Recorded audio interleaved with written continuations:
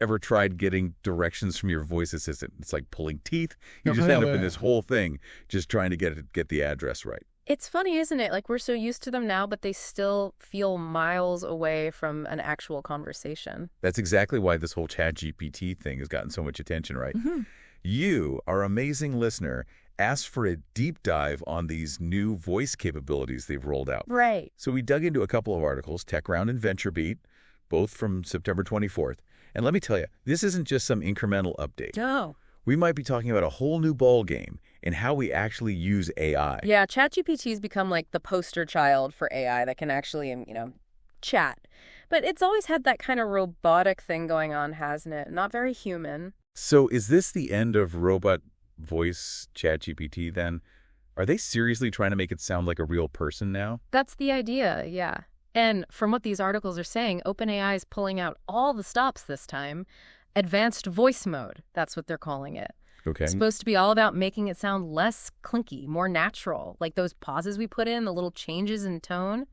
That's what they're going for. So less like Siri reading a grocery list and more like, dare I say, a back and forth. That's the goal. OpenAI is saying they've made some pretty big leaps. Both articles talked about better accents for different languages, smoother transitions between sentences, Right.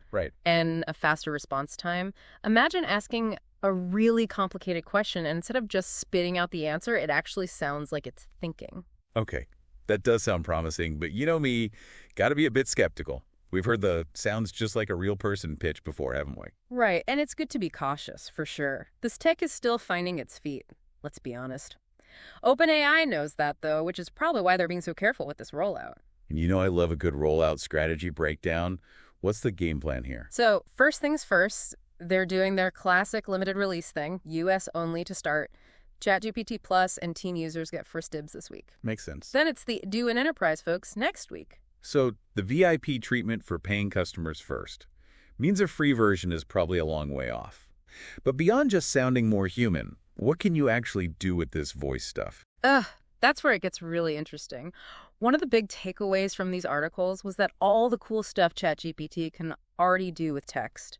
Right. The instructions you can give it, remembering what you've talked about, it can do all that with voice now, too. So anyone using ChatGPT already, like for writing or whatever, it's basically like getting a voice control upgrade then. Exactly. Think about this.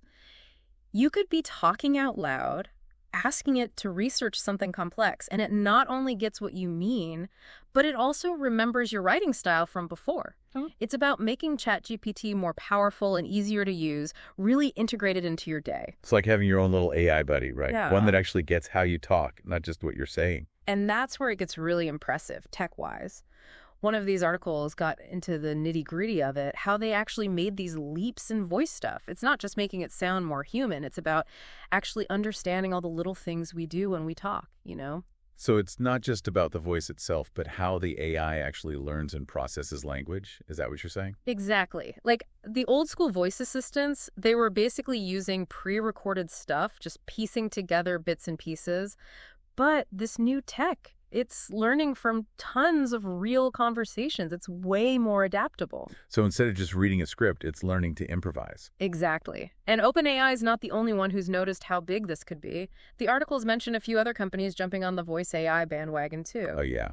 Who else is getting in on this? Well, there's this company, Hume AI. They're all about building emotional intelligence into AI voices. So their AI wouldn't just understand what you're saying, but how you're feeling while you're saying it. Whoa, hold on. AI that can read your emotions just from your voice? That's kind of intense, isn't it? It's a game changer, for sure.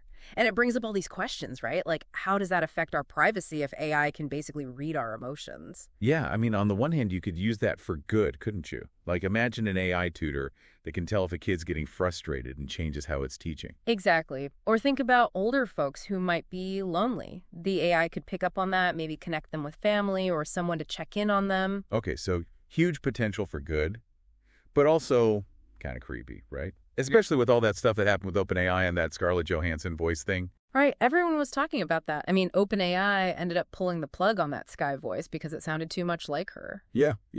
But it kind of opened this whole can of worms, you know? Like, if we can make AI that sounds exactly like anyone, celebrities, family members, even ourselves, what does that mean for how we trust what we hear? It's like, how do we even know what's real anymore? And it's not just about copying voices either, is it? One of the articles mentioned they're making totally new synthetic voices from scratch. So now it's not even just about having a voice. It's like picking and choosing, right? Like you said, what kind of voice do I want my AI to have? Yeah, it makes you think, what does that say about us? Are we going to want our AI to sound like someone we know? Or something completely new? It's kind of deep when you think about it. It is. It really is.